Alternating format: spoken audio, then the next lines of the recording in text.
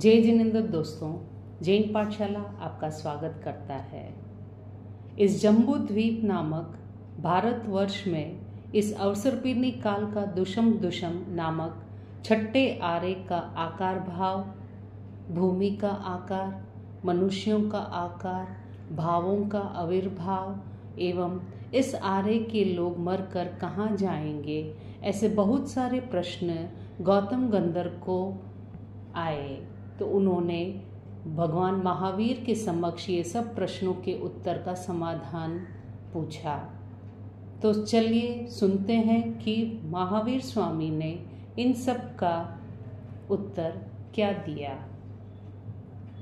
अहो क्षमाशील, इस जम्बूद्वीप नामक द्वीप के भारतवर्ष में इस अवसरपीर्णी काल का दुषम नामक छठा आरा जब अत्यंत उत्कृष्ट अवस्था को प्राप्त होगा, तब भारतवर्ष का आकार भाव प्रत्युत्तरवार कैसा होगा।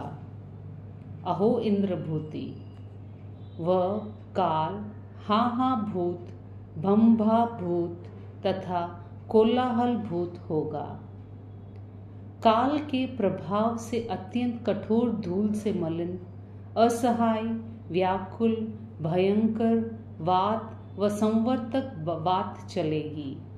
इस काल में यहाँ बराबर चारों ओर धूल उड़ने से दिशाएं रज से मलिन और रेत से कलुषित, अंधकार पलट से युक्त एवं आलोक से रहित होगी। समय के रुक्षणता के कारण चंद्रमा अत्यंत शीतलता फेंकेंगे, सूर्य अत्यंत तपेंगे।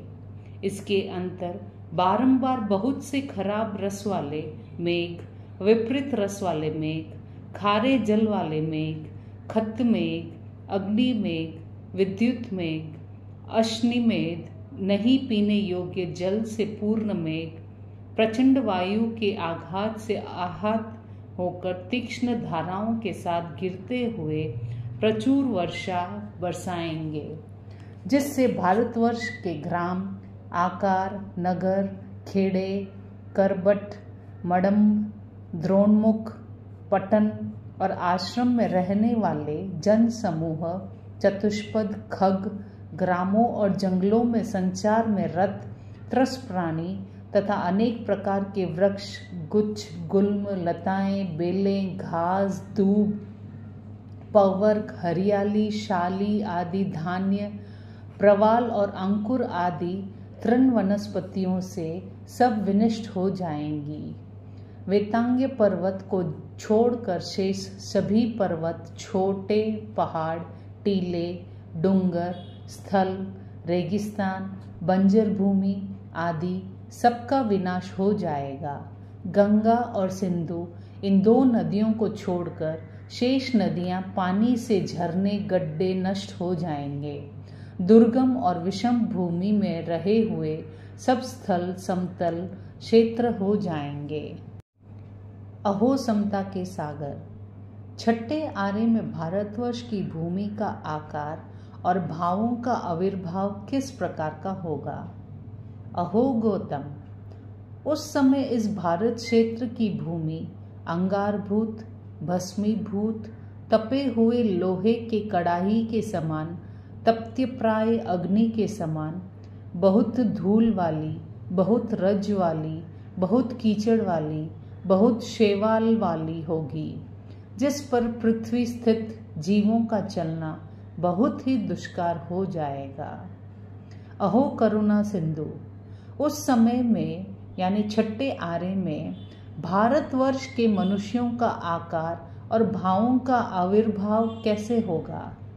अहो गौतम, उस समय भारतवर्ष के मनुष्य अति कुरूप, कुवर्ण, कुगंध, कुरस और कुस्पर्श से युक्त, अनिष्ट, अकांत, यावत, अमनोगमन, हस्ती स्वर वाले, दीन स्वर वाले, अनिष्ट स्वर वाले, यावत, अनादेय और अप्रतियुक्त वचने वाले, निर्लज्ज, कूट, कपट, कलह, वध, बंध तथा वैर विरोध में रत, मर्यादा का उल्लंघन करने में प्रधान, अकार्य करने में नित्य उद्धत, गुरुजनों के आदेश पालन और विनय से रहित, विकल रूप वाले, बड़े हुए बालों वाले, पीले और सफेद केशों वाले, दूरदर्शनीय रूप वाले, संकुचित और वाली तरंगों से परिवेष्टित, टेढ़े मेढ़े अंगोपांग वाले, उद्भट घट के समान भयंकर मुख वाले, एक प्रकार की भयंकर खुजली वाले, कठोर एवं तीक्ष्ण नखों से खुजलाने के कारण विकृत बने हुए दांत, एक प्रकार के कोड़ वाले, फटी हुई कठोर चमड़ी वाले, विचित्र अंग वाले, ऊंट आदि सी गति वाले, शरीर के जोड़ों के विषम बंधन वाले, ऊंची नीची विषम हड्डियों एवं पसलियों से युक्त, कुगठन युक्त, कुसंहन वाले, कुप्रमाण युक्त, विषम संस्थान युक्त, कुरूप, कुसंस्थान में बड़े हुए शरीर वाले, कुशौया वाले, कुभोजन करने वाले, विविध व्याधियों से पीड़ित, स्खलित गति वाले, उत्साह रहित, सत्वर रहित, विकृत चेष्टा वाले, तेजोहीन, बार बार शीत, उष्ण, तीक्ष्ण व कठोर वात से व्याप्त, मलिन अंग वाले, क्रोध, मान, माया और लोभ से युक्त, अशुभ दुख के भागी, प्राय धर्म संज्ञा और सम्यक्त्व से परिभ्रष्ट होंगे। उनकी अवगाहना उत्कृष्ट एक रत्ती प्रमाण होगी। उनका आयुष 16 वर्ष का और अधिक से अधिक 20 वर्ष का होगा। वे बहुत से पुत्र पौत्रादि परिवार वाले होंगे और उन पर उनका अत्यंत स्नेह मोह होगा। इनके 52 कुटुंब बीजभूत व बीज मात्र होंगे। ये गंगा एवं सिंधु महानदियों के बिलों में एवं वेतांगे पर्वत की गुफाओं में निवास करेंगे।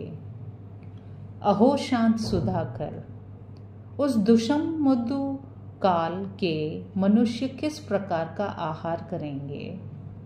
अहो परम शिष्य गौतम, उस काल और उस समय में गंगा और सिंधु महानदियां रथ के मार्ग प्रमाण विस्तार वाली होंगी। रथ की धुरी के प्रवेश करने के छिद्र जितने भाग में आ सके उतना पानी बहेगा। वह पानी भी अनेक मत्स्य, कछुए आदि से भरा होगा और उसमें भी पानी बहुत नहीं होगा। वे बिलवासी मनुष्य सूर्योदय के समय एक मुहूर्त और सूर्यास्त के समय एक मुहूर्त बिलों से बाहर निकलेंगे। बिलों से बाहर निकलकर वे गंगा और सिंधु नदियों में से मछलियां और कुओं आदि को पकड़कर जमीन में गाड़ेंगे। इस प्रकार गाड़े मत्स्य, कच्छप आदि ठंड व धूप से सूख जाएंगे। इस प्रकार शीत और आताप से पके हुए मत्स्य, कच्छपादि के से 21,000 वर्ष तक जीविका चलाते हुए वे विचरण करेंगे। अहो धर्म रक्षक देव, वे शील रहित, गुण रहित, मर्यादा रहित, प्रत्याख्यान तथा पौषध उपवास से रहित, प्राय मांसाहारी, शूद्रहारी एवं कुणिमाहारी मनुष्य मृत्यु के बाद मरकर कहाँ जाएंगे और कहाँ उत्पन्न होंगे?